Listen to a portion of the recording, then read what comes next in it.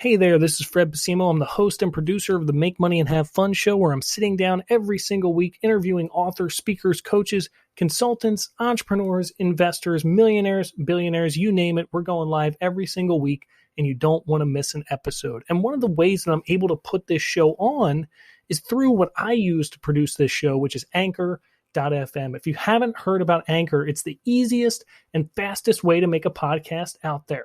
Let me explain. First of all, Anchor is absolutely free. They don't charge you a dime for anything on Anchor. So it's absolutely free. There's also creation tools that allow you to record and edit your podcast right from your phone or computer. And Anchor also will distribute your podcast for you. Check this out. This is so cool. It's one of my favorite things about Anchor. Anchor distributes your podcast to over half a dozen different places where podcasts can be listened to. So you might be listening to this on Apple Podcasts, Spotify, Google Podcasts, whatever your podcast platform of choice is, Anchor can most likely distribute it there for you. And you can also make money from your podcast on Anchor with no minimum listenership. It's everything that you need to make a podcast all in one place. So if you haven't already, download the free Anchor app or go to anchor.fm to get started. Once again, that's anchor.fm, or download the app right on your phone. It's absolutely free, like we mentioned before. And if you want to start podcasting, if you have something to say, if you want to get started with your podcast, if you already have a podcast, this is the best and easiest and fastest option that I would recommend to anybody. Download the Anchor app or go to anchor.fm.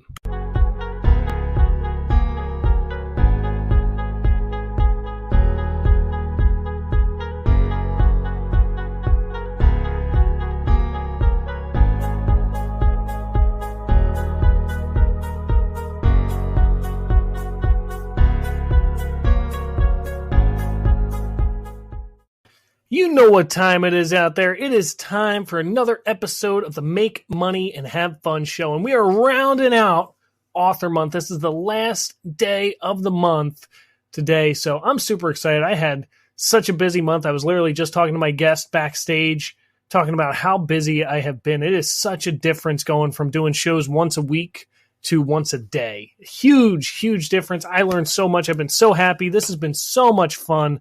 And I hope that you are still hanging out with us. Let's remind you where we all are today. My motto in life is make money and have fun. I'm on a mission to show everyone how to make money and have fun. I'm all about making money and having fun.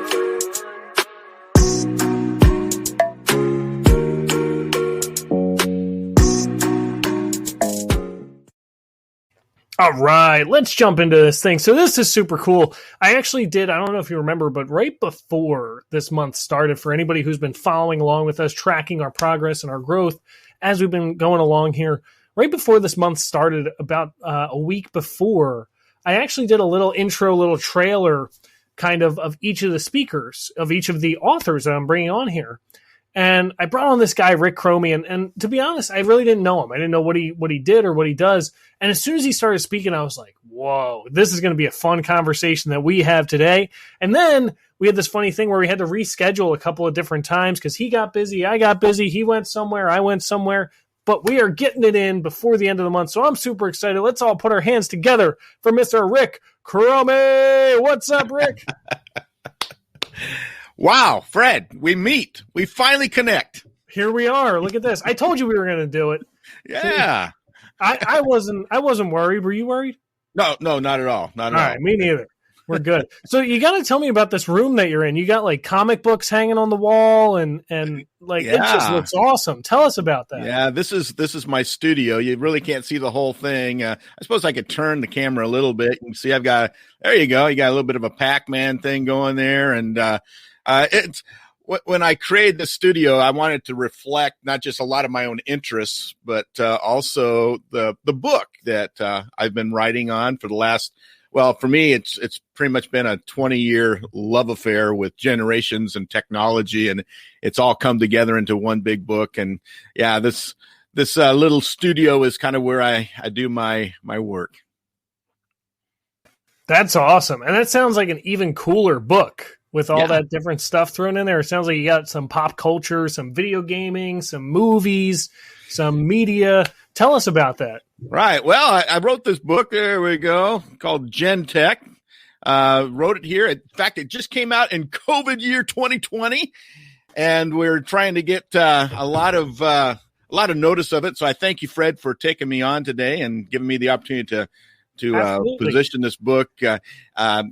If you're interested at all in generations, if you're interested at all in technology, if you love history, if you love just stories about who we are and how we get to be who we are, you're going to like this book. In fact, we're getting some great reviews of it. And of course, every author wants to have that feedback from it. But essentially it came out of my own love affair with just studying generations. I was looking at, a lot of the ways that I was tagged. I was born in 1963, which made me classically defined as a baby boomer, born between 1946 and 1964. The problem is I never felt like a baby boomer. And as a result, I just started going on this lifelong search for who I was. And initially I was a baby buster. I felt more in line with the baby busters. And later, a man by the name of Douglas Copeland wrote a book in 1991 called Gen X, Tales of a Misguided Culture, or something like that. It was a fiction novel. And suddenly Gen X gets slapped on me, and I go, okay, I think I can relate to that a little bit better. Definitely more than baby boomer. But in the end, it's been a lifelong search. And about 5 years ago, just like that great commercial of a long time ago where peanut butter and chocolate have this collision on the street and create the Reese's peanut butter cup. That's what I had with this idea. My generational study collided with technology as I saw it continually bubbling and emerging. And the long story short is this, and what the book is all about is redefining how we look at generations today. Not so much as boomers and Xers and millennials and Gen Y, Gen Z, all the other alphabet soup we do with generations, but rather redefining it through the technology that we come of age to. I often have said for many, many years that the music you listen to between the ages of 10 and 25, that's the music that defines your life. And in many ways, technology does the same thing. We all come of age to certain types of technology. Some come of age or came of age to radio. The older generations came of age to radio. Boomers came of age to television as a technology. I came of age to, and in my book, I actually have these generations blending across each other. So they're not stacked up. They blend very well. So you're part of two technological generations. I'm part of the space generation, born between 1950 and 1970, and the gamer generation, born between 1960 and 1980. And so for me, my technologies that really guide me, really kind of flavor my life. I've always been one of these guys that, and my generation's very entrepreneurial. For a reason. We think that there's second life out there on the gaming slot. We think if we just play hard enough and long enough, we're going to get that second life. And so it's a fun way of looking at it. And, I take it all the way up to the robotics generation, born since 2010. And if you've got your ears to the ground, your eyes open right now, robots are everywhere in our culture. And this young generation that's just emerging right now, they're entering their coming of age years. They are experiencing robots, and as well as other, what I call hairy technologies of holograms, artificial intelligence, and robotics, HAIR. So it's fascinating. The book actually takes you out into the future to about the year 2055. So it goes from 1900 to 2055, and it's just a fun story of America, who we are, where our generations sit, and where we're possibly going, and it's fun. So that's it. That's amazing. It's funny because I've had such a diverse selection of books on this show all month. I mean, I've had faith-based books, I've had children's books, I've had fiction, I've had nonfiction, I've had business, self-help, personal development. And this is the first thing that I'm seeing in this category, which really fascinates me. It's so interesting. A part of me is a bit of a history buff because my brother is a huge history buff. And so that kind of rubbed off on me a bit. But it's always fun for me to kind of look at where we are and where we're going. So where do you think we're going, Rick? Let's throw it in your court. Well, without giving too much away. It's always interesting. I have predicted, and I've been doing cultural exegesis, if you will, or cultural analysis for about 20 years. My doctorate was I was highly trained in the science of semiotics, which to basically make it understandable, I've been taught how to read the signs of culture and to understand how, just like a weatherman can predict the future or forecast the future weather, and he doesn't always do 100%, but he's pretty accurate. What he does is he looks back at the patterns of history. He looks back at the way weather has operated in the past, and he's been trained to see those patterns, and then he can give an accurate forecast from what he sees happening right now. And essentially, that's where I'm at. I've been trained just to look at culture, to understand the history of culture, and then to look at where we're at now and forecast where we're going. For example, in my book, I talk about print technology right now is on the way out. We are becoming a digital culture. And it's interesting. I'm in a room full of books. You can't see this, but if I turn my camera around, you'd see books all around you, because I'm a book guy. I love books, but I'm also a very honest technology guy. I can tell you the book in print is going away. Probably in 20 years, less people will have books on their shelves. In fact, even the house that I'm in had a hard time selling because they have built-in bookshelves. And the previous owner told me that they had a hard time selling this house because there was this big room with built-in bookshelves. Perfect for a professor like myself, but bad for someone who wants to make it into a master bedroom, or maybe an extra living space. And sure, but that's, books in the printed perspective are going away, much like if you were in 1995 and we were all still very much entrenched within Kodak technology, print technology of the photograph. You might remember when we actually took our film down to a place like Walmart or Walgreens or one of those corner CVS shops, and they would develop what we took, our pictures. Mm-hmm. Well, then we had the digitization of photography. Nobody does that anymore. The only time you do that is if you want a special print photograph of a particular type of thing that you've shot. And so it's unique. But we have our print technology has basically in the photograph is showing history is going away. Newspapers right now are on a very fast track to demise. We're seeing the same thing within periodicals. Even though there are more periodicals than ever before, there's been this proliferation of print magazines and such. It's almost like the last gasps of autumn when you have the bright yellows and the bright reds come out, and then it just quickly fades. And I've been predicting, I'll get back to my point here, I've been predicting for about 20 years what we just experienced in this last year. I didn't know it would be a virus that would do it, but I've been predicting what I call a blue screen moment. When your computer hits that blue screen and it comes out and basically says, you got to reboot. You've got to restart the whole system all over and just from scratch, and you lose everything that you had before. I've been predicting that type of something would happen in our culture that would literally push us into this digital world, right, where we were forced to actually engage it, not just play around with it, but engage it.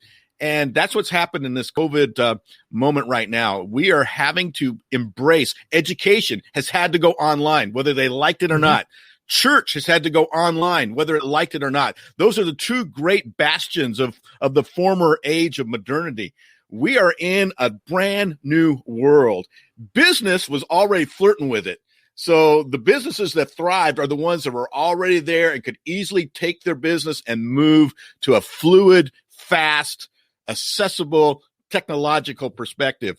But a lot of the older institutions that simply can't do it, what are they doing? These restaurants, a lot of restaurants are closing because they built their entire business model upon come to us, sit in our space, and we'll serve you. And that model is disappearing. The home is the new restaurant. The home is the new church. The home is the new school. And the sooner we understand that. So if you ask me where we're going, what I encourage institutions to think about, especially those economic or religious or educational, is to think about the home being the new refuge as well as the new resource. That's where we're going. And the home is going to be the place. So I don't know. Open up a can of worms. What do you think, Fred? Where do you think we're going? I love that. So I want to throw more, I guess, worms onto the floor with this one. I had a thought a couple of years back. It just sprung in my head, and I started to look at people's reliance on technology. How many people. The question could be asked: are they using technology, or is technology using them? In a sense, right? Is it more of a crutch than it is an actual resource for them? And so I looked at it and I said, what would happen if the way that electricity was conducted today ceased to exist for some reason, and there was no longer electrical currents creating all of this? Yeah. What kind of world will we live temporarily until we solve it? And the only thing that comes through my head is Pandemonium. It's like, I think that Texas about 2 weeks ago. What's that? Yeah. Texas. Yeah, exactly. Yeah. Exactly. So it's interesting that, everything to me runs in patterns, like you said. Mm-hmm. History is kind of telling us where we can go with it and what will come of it. And it was an interesting shift for me because I decided in 2020, I wanted to transition from investing to becoming a public speaker. And, a few months later, they told me I was going to have to work a little bit harder, basically, to do that. So yeah, I'm with you. I think that we're going to be coming back home, basically, is what it comes down to. Bringing it all in-house. We're definitely seeing that in the business culture where, I've had a lot of friends as I've, even I had a grad class or two last spring online where I had some grad students that, we were exploring these issues and one guy came out and he says, listen, I'm in a job. I think it was detective work of some sort. And he was in California. And he said that, I was in detective work and I've been arguing for years. Why do I have to drive an hour and a half to get to the office to do my work when I think I can do the same work at home? But they didn't trust him to do the work at home.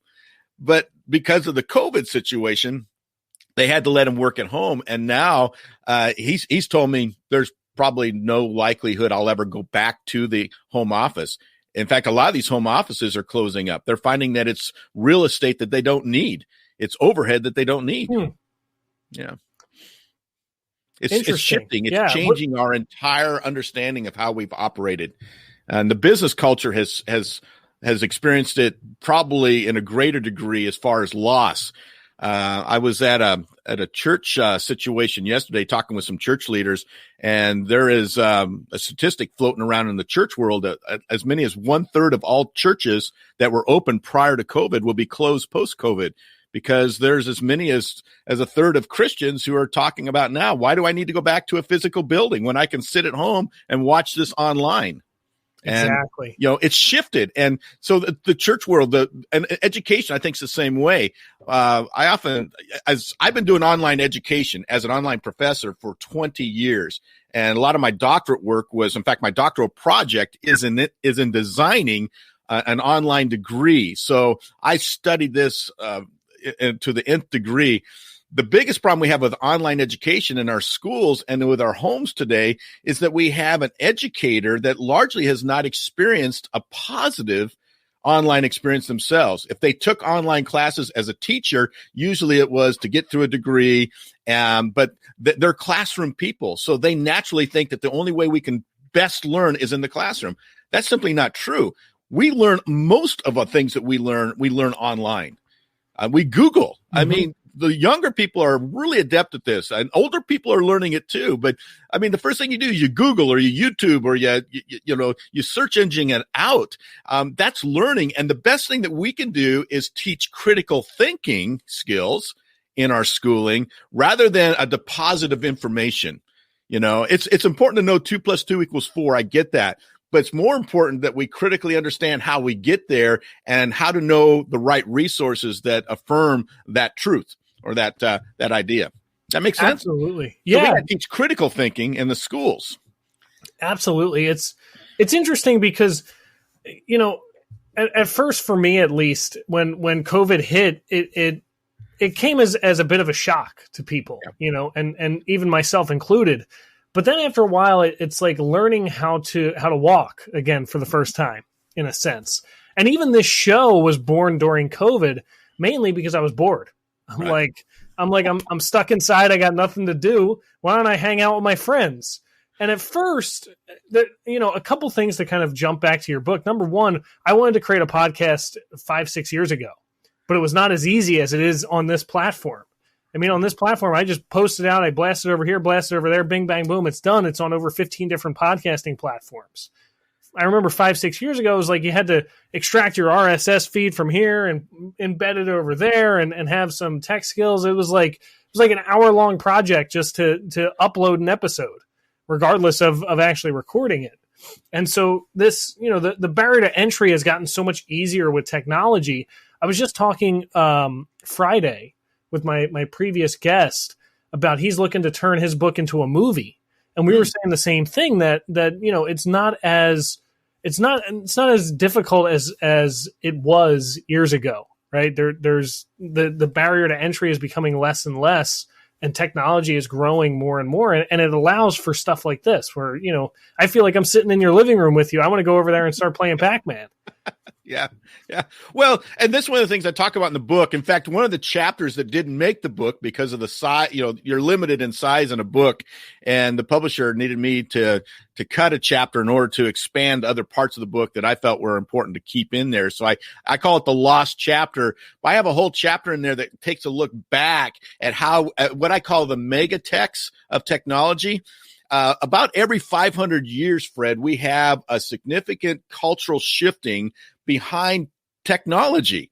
And there's certain megatexts that emerge. Now, we have technology bubbling all the time, but there are certain megatexts that have the ability to shift a cultural language. And this was something else that kind of came out of my doctoral experience as I was thinking about these things, is that cultures have languages that we speak. It's how we communicate with one another socially, and we learn and do transact business and all that stuff. And there are certain technologies that shift that. For example, 500 years ago, there were 3 technologies that bubbled that really defined the next 500 years of our world. And that was, first of all, the Gutenberg printing press. Many people consider the Gutenberg's technology, the printing press, to be the number one most important technological technology ever. And I would definitely put it up there in the top 1 or 2 for sure, maybe 3 if you're arguing other parts. But I got to tell you, Gutenberg, and then secondly was the mechanized clock.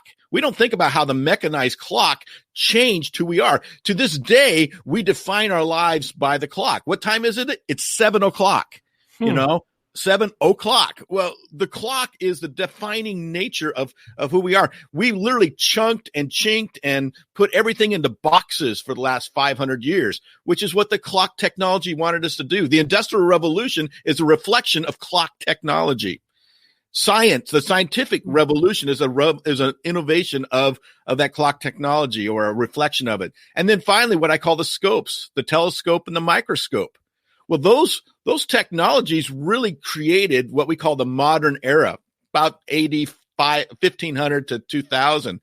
But in the last 25, actually 70 years, if you go back a little bit further, maybe even close to 80 years now, you have the technology of television. That was the oldest megatech that's changed how we look at things. We now view things visually rather than orally through the ears.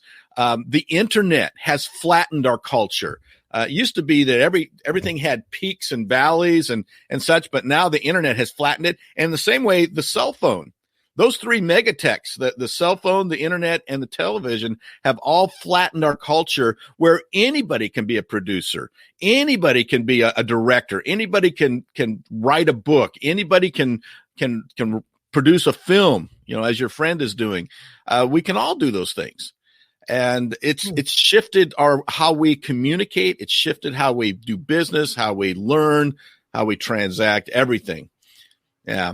And again, we look at patterns, and about every 500 years, you see these patterns. 500 years earlier than that, there was some technologies that emerged that changed things. Wow, this is amazing. Fascinating. This is really fascinating. Yeah, I wish that chapter was in there. Maybe the next book. I'm actually working on the next book now, which is probably be about a 2 or 3 year project. But I'm working on doing gen tech that goes all the way back to about 1780, from 1780 to 1900, because that technology also was the ground, really the building blocks for the 1900s. But the reason why I started in 1900 is because more technological change has happened since 1900 than in the history of the world, actually. And that's significant. But you might be interested to know, Fred, that more technological change has happened in the last 20 years, since the year 2000, than in the previous 120 years combined. And we learned how to fly. We learned how to drive, automobiles, television. Think about radio, all those great technologies. They're nothing compared to social media, to the robotics, to the holographic, to the artificial intelligence that's emerging right now. And by 2030, mark my words, we are living in a different culture, a different world, because what's coming in the next 10 years is going to be even faster, more fluid, more crazy, more wonderful, more amazing, and just outrageous. You can't imagine it, but it's coming. So I got to ask, what does all of this mean for us? Because for me, being honest, I'm a little bit scared. I'm thinking of Terminator. You know, I watched Terminator as a kid growing up, and I'm like, are we going to be our own demise? Right. What does it mean to you, Rick? All of this, all these patterns. Well, first of all, every technology that's emerged, we've had these feelings of, I'll just use the word creepiness, the telephone. I've got a quote in the book, a couple quotes in the book about how the telephone was viewed as creepy when it was first emerged. Radio was considered demonic because of the idea that, I guess there's an obscure Bible verse that talks about Satan being the prince of the air. And so prince of the airwaves, I guess, was attached to the radio. Television was viewed as creepy in the beginning as well. So all these technologies have a way of doing that. But for me, I think what technology teaches us how to do more than anything is to be human again. As we become more inhuman in our technology, we have a longing and a desire to be more human. The one thing that technology cannot do is emote. We can love as human beings. We have the capacity to love. We have the capacity to have joy. We have the capacity to be patient, and to have sadness. It's going to teach us to be human again. And I think in many ways, that's what we've lost in this modern culture. Sometimes we get spinning so fast, and these COVID moments come along as reminders that, hey, you know what? There's more important things in life. And if anything, COVID's taught us is how to slow down, realize the importance of family and friends, and to be human again. Wow. That's quite a message. I couldn't even type fast enough with all of that. Yeah, I saw you typing there. You did pretty well. Thank you. Typing's not my first forte. Oh boy, we lost Rick. What happened? Speaking of technology, it's amazing doing this show and just seeing where everybody's going, what everybody's doing. And honestly, finishing this up, I actually like it better now when things go wrong like this, because it's just another way to look at things. It's just another way to understand that we have this ability, we have this capacity to go through and do whatever it is that we need to do to make things happen. So let me reach out to Rick real quick, see if we can get him back in here. I don't know where he went, but he should be right back. Oh, here he comes. He's on his way back in. Nobody panic. Right? So technology teaches us to be human again. I love this quote. This is probably the best. This is great. I mean, this is just beyond anything that I've thought of before, but I love it. I love the fact that Rick brought this up, the fact that technology can emote, and it reminds us about our own humanity. Rick Chromey, what's going on, man? I'm back. I was just texting you using my technology to say, hey, I'm back. Right. I bought this new MacBook here recently, and I'm having problems with Chrome working with it. For some reason, Chrome likes to just cut out and quit on me. And doggone it, if the technology didn't fail us there. But interesting. It was funny because I just went right into a technology talk. I'm like, there's technology for you. You see, you just wanted me to introduce you twice, didn't you? Yeah. Well, no, actually, I just wanted to come back to say thank you again for the opportunity.